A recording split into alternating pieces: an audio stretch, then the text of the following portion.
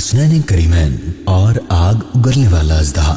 دن کا وقت تھا۔ مدینہ منورہ میں نبی کریم صلی اللہ علیہ وسلم اپنے صحابہ کرام کے ساتھ تشریف فرما تھے کہ اتنے میں ایک لڑکی بھاگتی ہوئی آئی اور کہنے لگی کہ حضور، حسن و حسین لاپتہ ہو گئے ہیں۔ یہ افسوسناک خبر سنتے ہی پیارے آقا صلی اللہ علیہ وسلم بے قرار ہو گئے اور آپ نے اپنے پاس موجود صحابہ کرام سے ارشاد فرمایا، اٹھو اور میرے بیٹوں کو تلاش کرو۔ چنانچہ جس صحابی کا جس طرف رخ تھا اسی طرف تلاش میں نکل گئے۔ تلاش کا عمل جاری تھا کہ آپ صلی اللہ علیہ وسلم کا گزر ایک پہاڑ کے پاس سے ہوا۔ جب آپ صلی اللہ علیہ وسلم اس پہاڑ کے قریب پہنچے تو آپ نے دیکھا کہ حسن و حسین کے سامنے ایک اژدہا اپنی دم پر کھڑا ہے اور اس کے منہ سے آگ کے شعلے نکل رہے ہیں اور ننھے شہزادے ایک دوسرے سے لپٹے ہوئے ہیں۔ یہ خوفناک منظر دیکھتے ہی پیارے آقا صلی اللہ علیہ وسلم تیزی سے اس اژدہے کی طرف بڑھے۔ اژدہے نے جیسے ہی اللہ کے نبی صلی اللہ علیہ وسلم کو دیکھا تو ڈر کے مارے ایک پتھر کے پیچھے چھپ گیا۔ پیارے آقا صلی اللہ علیہ وسلم ننھے شہزادوں کے پاس آئے، دونوں کو ایک دوسرے سے علیحدہ کیا اور ان کے چاند سے چہروں پر شفقت بھرا ہاتھ پھیرتے ہوئے ارشاد فرمایا، میرے ماں باپ تم پر قربان،